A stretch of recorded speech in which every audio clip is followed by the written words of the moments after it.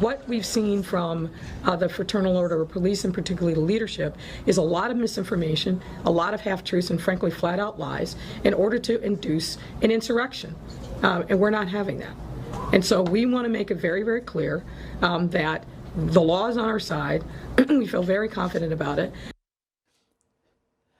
The racist Chicago mayor, Lori Lightfoot, showcasing her tyrant-like behavior, saying that the Chicago Police Union's opposition to the city's vaccine mandate is, quote, inducing an insurrection. I guess they've had so much success with it on January 6th, folks. I guess they're just continuing this. Joining me now to discuss is former Nevada GOP chairwoman and Republican strategist Amy Tarkanian.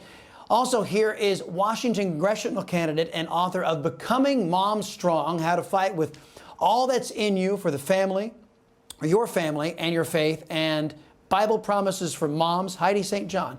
Ladies, welcome to both of you. Amy, there is certainly a growing rebellion against these vaccine mandates across this country. Could this be the overreach that finally pushes America over the edge, cratering support for these socialist Democrats like Lori Lightfoot? Well, I think you hit the nail on the head when you said that the January 6th terminology of calling it an insurrection was so successful that she's just repeating it. And that's what Democrats do. And that's what they do well, actually, is they choose verbiage and they stick with it and they just repeat it over and over and over till you actually start to believe it, or at least they're hoping that you believe it. Unfortunately, I don't think that this is going to be the final straw. The Democrats are going to keep pushing and pushing and pushing until the majority finally just cave. And it's very sad to watch because we're now seeing it across the board. We're seeing it in schools. We're seeing it in hospitals. We're seeing it in police forces. And the fact that Lori Lightfoot even goes as far as to call the Fraternal Order of Police liars in the way that she's saying that they're not wanting to actually go to work, that they are breaking union laws. And then she also uses the term allowed. They are not allowed. Oh, who is she to dictate what choices are best for these individuals? This is very concerning, but unfortunately, it's not the end. Yeah, she's throwing a whole bunch of red herrings out there, saying that they're going to go on, that they're actually trying to go on strike, which all they're saying is they don't want to go on to Chicago's stupid little portal and fill out private medical information. They shouldn't be required to do that. Right. Heidi, vaccine mandates are really impacting your home state of Washington. First, an unnamed state trooper with 22 years on the job forced out for refusing to take the vaccine. He had a powerful message for your socialist governor, Jay Inslee. Watch this. This is my final sign-off after 22 years of serving the citizens of the state of Washington, being asked to leave because I am dirty. Without you guys, I wouldn't have been very successful, and you've kept me safe and got me home to my family every night. Thank you for that.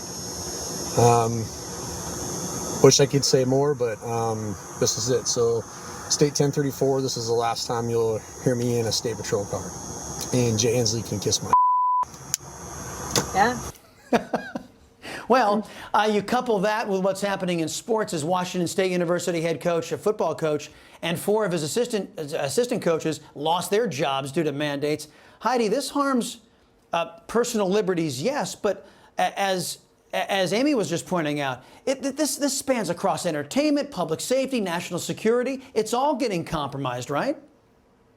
Yeah, and it's really sad. And I mean, if you want to see what's going to happen in the future, take a good look at what's happening in Washington State right now, where we are seeing the suicide rate skyrocket. I am traveling all over this district, talking to people who've worked really well and without complaint for 20, 25 years, who are having their pensions stolen from them because they don't want to participate in a vaccine trial.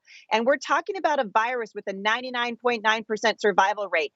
And the tyrannical overreach of our tyrannical government is really what is killing people in Washington State. This is a sad time for liberty. I find it fascinating as we listen to Lightfoot talk about how she wants to prevent an insurrection that was based on false information and ever-changing ideas. That sounds a lot like the Biden administration to me. That sounds a lot like what they've been doing to the American people for the last 18 months, scaring people and telling us people are going to be dead in the street. And now now we're watching around the country, and it's ground zero here in Washington state, as they're taking people of conscience and replacing them and displacing them out of their jobs. It's a shameful moment in Washington state. It's a sad time for freedom. It is. And, back to Nevada, Amy, your state. This was a state that flipped blue to Biden in the last election by 2% margin. Republicans have been feuding for months now since the election. Do you think the Republican Party is fractured there in Nevada? And do you think they have the ability to stop fighting amongst themselves and, I don't know, concentrate on a socialist or two? Well, the good thing going for Republicans is the Democratic Socialists actually took over the Democratic Party recently. So they have their own set of problems between the quote unquote establishment and socialists. However, they have already taken their money and pulled it from their state party, and they have already started working the ground games for the Democrats. Now, we have a Democratic trifecta here, and it's been going on for quite some time. When I was chair, we actually were doing a pretty decent job here with the Republicans. But ever since, we have lost ground in a major way across the board. So now in Washoe County, which is Reno, Clark County, which is Las Vegas, we have lost now control of both of those counties, and we only have 17 counties. Our state party chairman has all kinds of allegations going against him with dealing with misappropriation of funds, possibly with lying to certain candidates and choosing certain candidates over others during a primary. We now have a PAC that's been formed by Washoe County to go work around the state party. And then the fact that now we have two supposed Clark County Republican parties. Each one is claiming to be the real one. And there are lawsuits going back and forth between the group. It's embarrassing. And this is not a Trump, anti-Trump scenario. It's literally a power I get grab. it. You know what, Amy, you and I could go on and talk about all the garbage going on there. I got to get one more question into Heidi, though.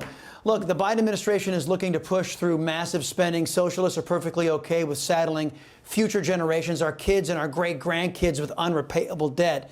But the GOP actually abandoned fiscal sanity starting back in the Bush years. Doesn't the Republican Party, Heidi, need to field grown-ups who know the phrase, quote, "That's not the federal government's job"? Yeah, well, we've lost sight of jurisdiction in this country. And so it's something we don't know anything about, apparently. The founding fathers are rolling in their graves right now. We're watching Governor Inslee overstep his jurisdiction. We're watching the federal government overstep their jurisdiction. And those of us who have been putting food on the table for our families, I have raised 7 children, and now I have 3 grandchildren that are being raised in Washington state.